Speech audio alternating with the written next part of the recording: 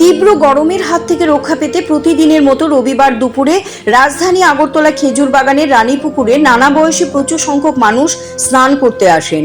এই সময় এক যুবক লক্ষ্য করে পুকুরের এক কোণায় একটি ছোট ছেলের মাথা এবং হাতের সামান্য অংশ ভেসে রয়েছে। ছেলেটি ছটফট করছে। তখন ওই যুবকটি চিৎকার চেঁচামেচি করলে অন্যরাও ঝাঁপিয়ে পড়েন পুকুরে এবং খোঁজাখুঁজি শুরু করেন। নিজেরা খোঁজাখুঁজির পাশাপাশি অগ্নি নির্বাপক দপ্তরের অফিসেও খবর দেওয়া হয়। খবর পেয়ে ক্যাপিটাল কমপ্লেক্স এলাকার অগ্নি নির্বাপক দপ্তরের কর্মীরা আসেন এবং অনেক খোঁজাখুঁজি করেন, কিন্তু তারা ব্যর্থ হন।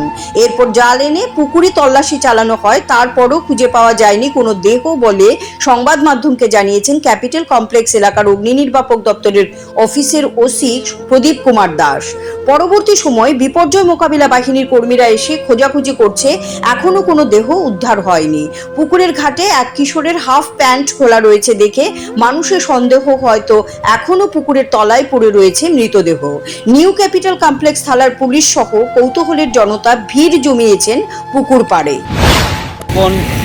ডাম্পিং স্টেশনে একটা ফায়ার স্পটে ছিলাম এবং ওয়েস্ট ডিপো ছিল, আমি ওসি ফায়ার এনসিসি।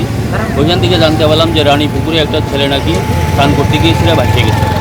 তখন ওইখান থেকে আমরা আইলাম এবং আমরা টেলিফোনে যোগাযোগ করলাম আমাদের আশেপাশে এনসিসি স্টেশন, আগরতলা স্টেশন এবং কুঞ্জবন স্টেশনকে। আমরা যতগুলি স্টাফ আছি সব স্টাফকে আমরা আসতে বলছি এবং সবাই মিলে আমরা সার্চ করছি। সর্বশেষ আমরা জাল দিয়ে ছেড়ে সারাটা পুকুর তন্ন করে দেখলাম, এখানে আমরা কোনো সন্ধান পাইলাম না। এখন আমরা নাই এই কথা বলতে পারতাম না, তবে আমরা সর্বশক্তি প্রয়োগ করে সেটা আমরা দেখছি যে এখানে কোনো সন্ধান মিলল না। ঠিক আছে, তো আমরা এই সাইডে ঘুরতে এমনি আইতেছি। ঠিক আছে, আমি ওখান থেকে আমার বোনেরা এমনি সাইডে হাইটে আইতেছে স্যার বাচ্চা। আমি ওরা হচ্ছে লক্ষ্য আছে আমি কই হারানি মধ্যে জায়গা দেখতে। তো ওই যে একটা ছেলে দেখছি কি সেও সেভাবেই নর্মালি যাইতেছে। আমি বোনটা বলছি যে সবসময় সাইডে একটা ছেলেটা আমি দেখছি সে ওই জায়গার মধ্যে দাঁড়ানোর মতো অবস্থা নাই। সে যে আমরা অংশ ডুব সাঁতার দিয়ে এখান থেকে বলে যায় না, সাইডটা দিছে। আমি সেগুলো ফাইজলিমি করতেছি। আমি এখন আমার বোনের দিকে নজর রেখে আবার আমি 1 মিনিটের জন্য আবার রিটার্ন ঘুরছি। সে আবার হাতটা আর মাথাটা অতরুক সাইডে দিছে। আমি কই সে কি ফাইজলিমি করতেছে? এরপর আমি লগে দূরে সিকিউরিটি কইছি যে আরে একজন ডুবেছে। সিকিউরিটিতে ফোন করছি, সিকিউরিটি ফোন নাই যে ইমার্জেন্সি কেউ ফোন করবো। আমি সে ফায়ার সার্ভিসে ফোন করো, এখান থেকে না আইতে মিনিমাম 2 মিনিট কি 3 মিনিট, আধা ঘন্টা 1 ঘন্টা পরে ফায়ার সার্ভিসে। তাও এখানে ফায়ার সার্ভিসটা আউট কোনো জায়গাতে ফায়ার সার্ভিস। সেখানে আমরা একজন বোন জামাই গেছে ফায়ার সার্ভিসে, গাড়ি আছে ড্রাইভার নাই, স্ট্যান্ড বাই গাড়ি আছে, কোনো ড্রাইভার নেই এনসিসিতে। তার অনেকক্ষণ চিনাইছি আমি সিকিউরিটি, অনেক সময় কথা কইছি যে তোমার কাছে মোবাইল নাই কেড়ে, ইমার্জেন্সিতে তুমি একটা ছেলে ডুবেতেছে, তুমি ইমার্জেন্সি কেউ ফোন করতে পারো না, ব্যাটার কাছে মোবাইল চিৎকার করতেছে। আমি ওইখান থেকে আমি যদি মাঝখানেও থাকতাম তাহলে আমি কিন্তু এখানে পুষতে পারলাম না। তো আমি ওই কিনারে আসছিলাম, কিনার থেকে ওইখানে আমি সিঁড়ি উঠে আমি ওইখান থেকে দৌড়ে এইখানে আইছি।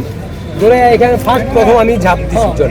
ঝাঁপ দেওয়ার পর সে মনে একদম গাইড জলের নিচনে, মানে আমি আসলে তার হাতও দেখতে পাচ্ছি।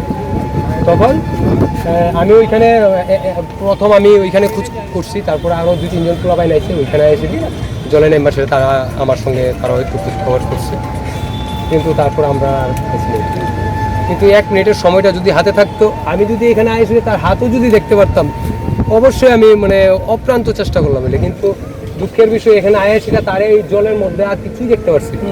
একদম জল যেভাবে চলাফেরা করছে একদম এরকম ভাবে আছে, মানে পুরা নিচে গেছে। Siri TV, channel for news and entertainment.